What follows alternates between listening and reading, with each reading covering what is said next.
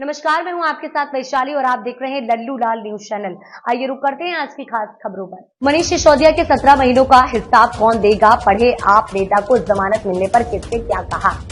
कथित शराब घोटाले में गिरफ्तार दिल्ली के पूर्व डिप्टी सीएम मनीष सिसोदिया को सुप्रीम कोर्ट से जमानत मिल गई है। 2 जजों की बेंच आज दिल्ली के पूर्व डिप्टी सीएम की जमानत याचिका पर फैसला सुनाया।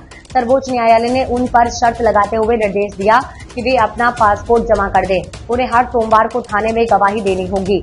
इसके साथ ही कोर्ट ने उनसे कहा कि वे गवाहों को प्रभावित करने की कोशिश न करें। कोर्ट ने उन्हें सचिवालय जाने की इजाजत दे दी है। न्यायमूर्ति बीआर गवई और न्यायमूर्ति केवी विश्वनाथन की पीठ ने सुनवाई के बाद 6 अगस्त को फैसला सुरक्षित रख लिया था। सिसोदिया को जमानत मिलने के बाद संजय सिंह ने केंद्र सरकार पर हमला बोला है।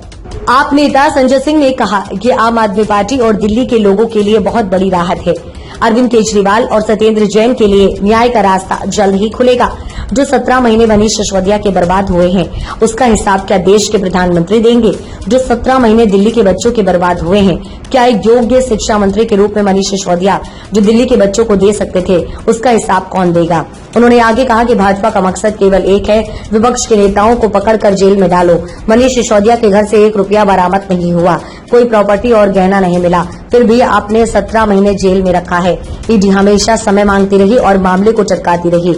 आज उन सब पर विराम लगा है। यह हमारे लिए बहुत बड़ी खुशखबरी है।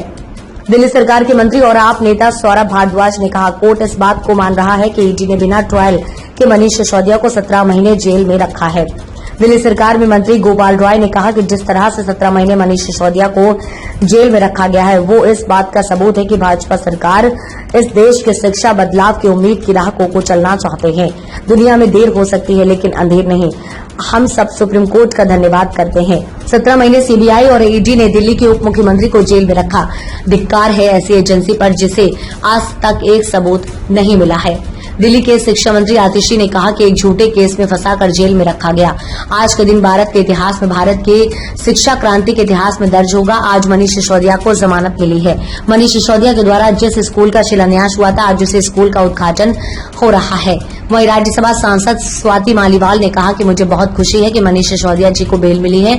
मैं आशा करती हूँ कि दिल्ली सरकार का वो नेतृत्व करेंगे और अच्छे से काम करेंगे।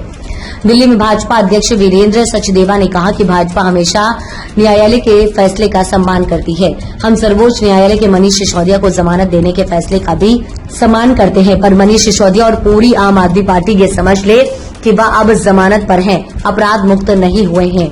हम सिसोदिया को जमानत मिलने पर आम आदमी पार्टी के नेताओं की खुशी को समझ सकते हैं, पर आज न्यायालय के निर्णय को स्वीकारने के मामले में उनका काला चेहरा भी साफ दिख रहा है।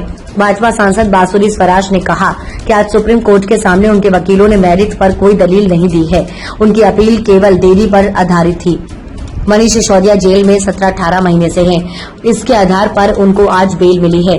इसका अर्थ ये नहीं कि मनीष सिसोदिया अपराध मुक्त है। वो अभी भी अभियुक्त हैं और उनकी जवाबदेही कोर्ट में बनेगी। मनीष सिसोदिया दिल्ली के एक ऐसे शिक्षा मंत्री हैं जो दिल्ली के बच्चों को पाठशाला से मधुशाला तक ले जाने तक का काम कर चुके हैं।